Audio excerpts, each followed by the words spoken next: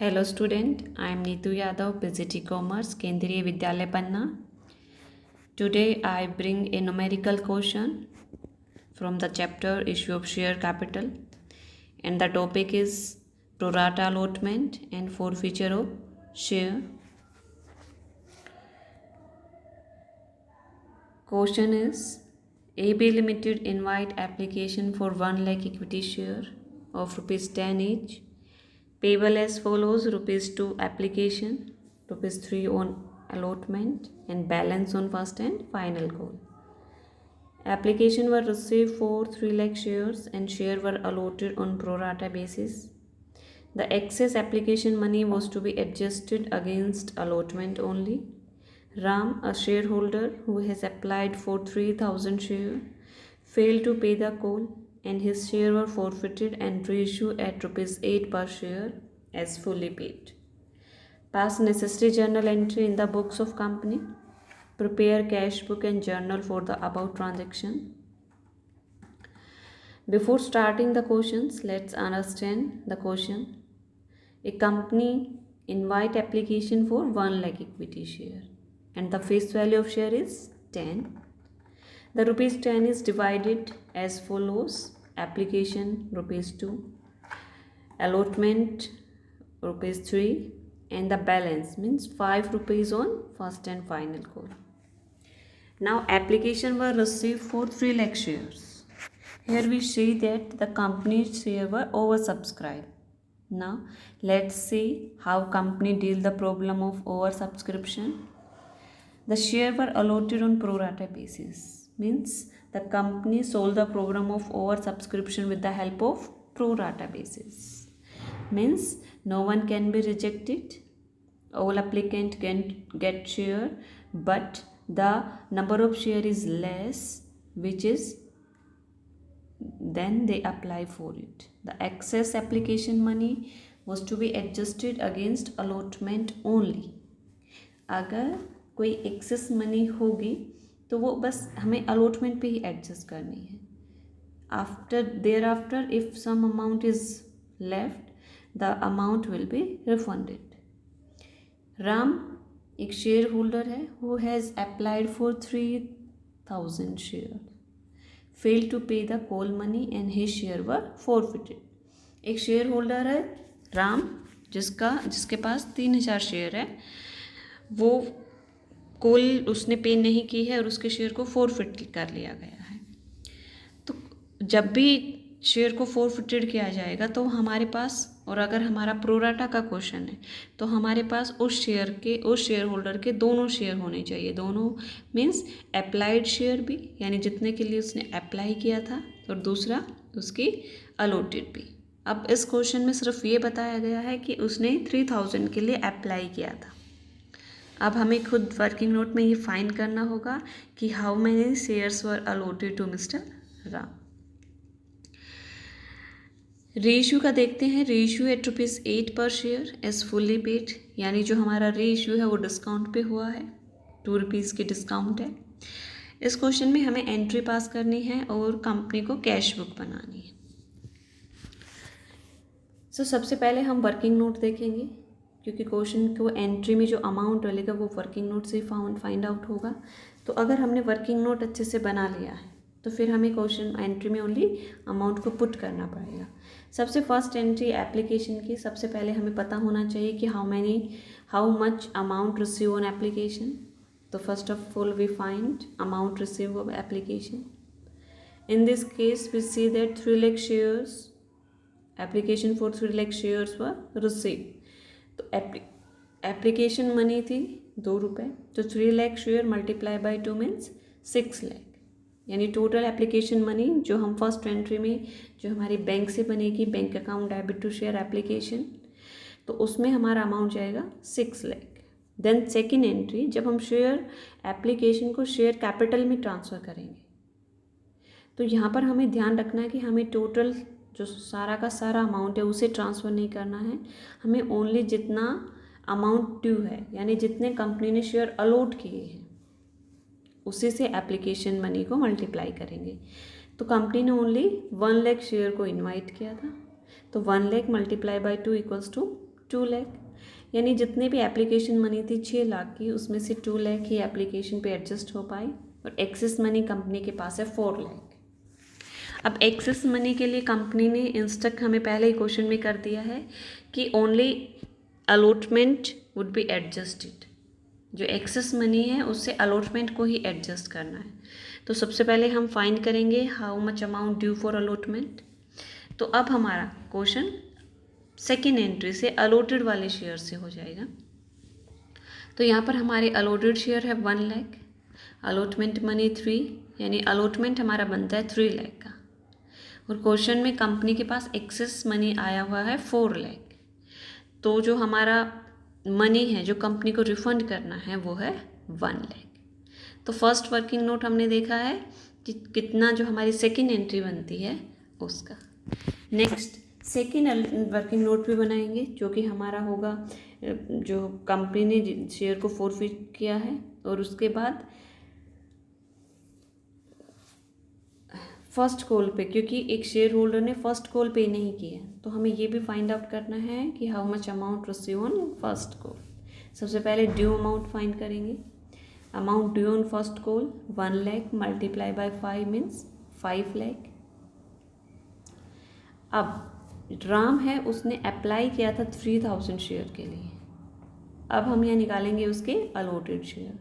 तो अब अलॉटेड निकालने का एक फॉर्मूला होता है, total number of share allotted यानी 1 lakh divide by total number of share applied means 3, और मल्टीप्लाई करेंगे applied by the share holder यानी जिसके शेयर को फोरफिट किया गया है। तो राम के शेयर को फोरफिट किया गया है और उसके अप्लाइड है 3000, तो हमारे अलॉटेड शेयर आएंगे 1000। यानी जब हम राम का फर्स्ट कॉल का अमाउंट फाइंड करेंगे तो करेंगे 1000 मल्टीप्लाई बाय 5, यानी राम ने पे नहीं किया है 5000। अब total amount receive first call is 4,95,000। तो सबसे पहले हमने वर्किंग नोट को क्लियरली बता दिया है। Now start question. तो सबसे पहले वी मेक कैश बुक, और कैश बुक का भी ओनली बैंक कॉलम। तो सबसे फर्स्ट एंट्री जो हमारी बैंक से होती है, तो क्योंकि हमें इसे डायरेक्ट कैश बुक में करना है तो हम इसकी एंट्री पास नहीं करेंगे। कैश बुक के डेबिट में आएगा इक्विटी शेयर एप्लीकेशन अकाउंट, क्योंकि जब मनी जितनी भी रिसीव होगी वो कैश बुक के डेबिट में आएगी और जितनी भी मनी पे होगी वो कैश बुक के क्रेडिट में आएगी। तो एप्लीकेशन हमारी 6 लाख की रिसीव हुई थी।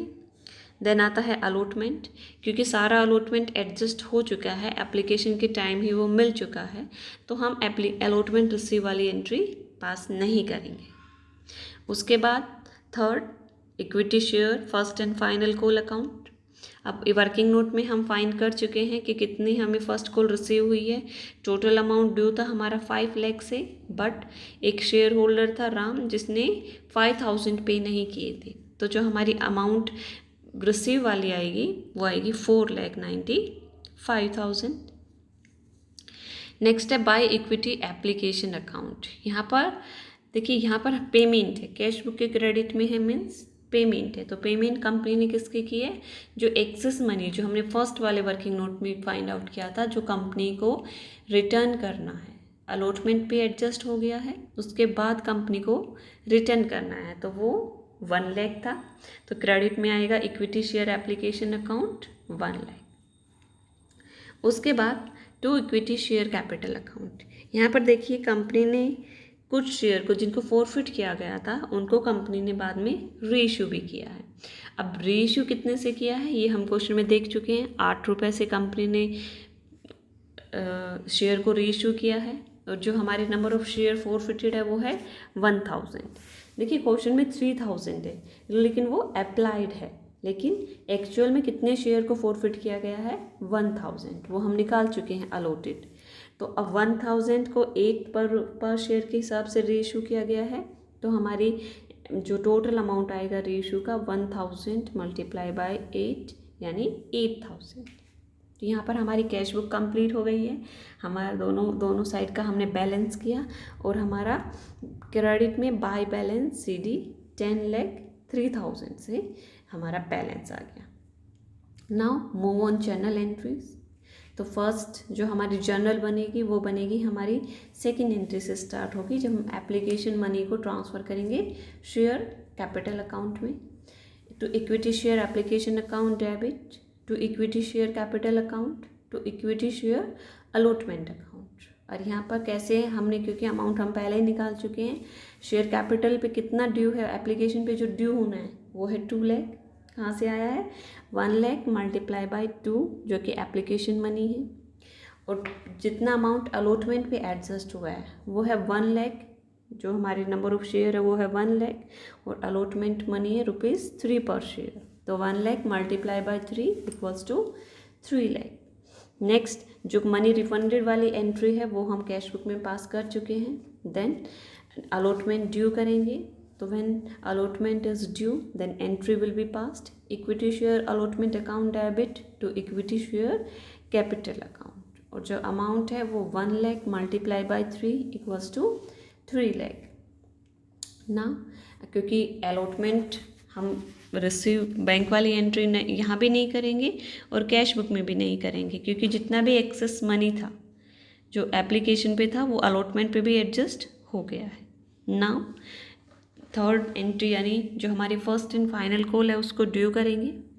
Equity share first and final call account debit to equity share capital account.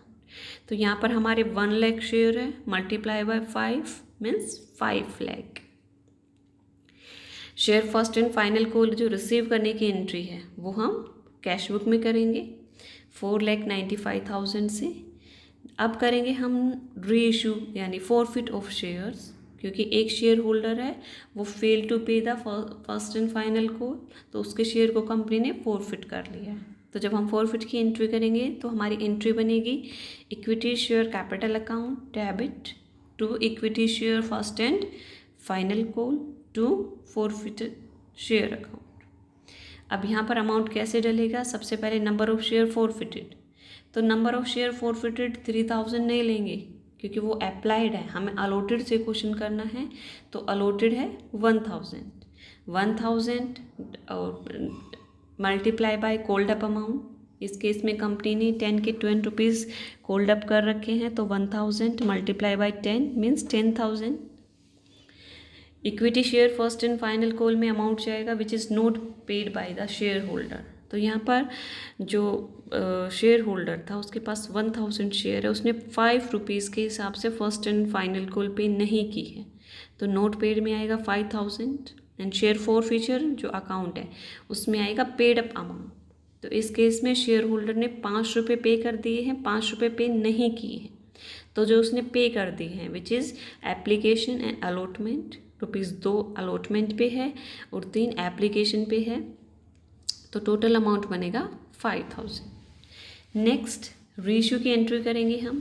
तो जब कंपनी रीइश्यू करती है तो बैंक से एंट्री करेगी, लेकिन बैंक वाली एंट्री, क्योंकि इस क्वेश्चन में कैश बुक हम प्रिपेयर कर रहे हैं तो बैंक वाली एंट्री कैश बुक में चली जाएगी, बट जो रीइश्यू की डिस्काउंट है जैसे हम शेयर फॉरफिचर अकाउंट से दिखाना है वो 1000 मल्टीप्लाई बाई 2 की डिस्काउंट है। कहाँ से आया? शेयर की फेस वैल्यू 10 थी और जिसे 8 रुपये में रीइश्यू किया गया है, मीन्स 2 की डिस्काउंट है, तो हमारा अमाउंट आएगा 2000।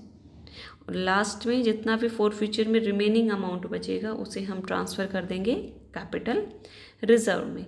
तो यहाँ पर देखिए, क्योंकि शेयर फॉरफिचर अकाउंट में जो हमारी फॉरफिट वाली एंट्री थी उसमें था 5000, लेकिन पहले हमें इसमें से डिस्काउंट को माइनस करना है, तो फॉरफिचर की डिस्काउंट है 2000, यानी 5000 माइनस 2000 कैपिटल रिजर्व में ट्रांसफ़र हो जाएगा 3000। तो ये था हमारा आज का question which is related to pro rata and the forfeiture of shares.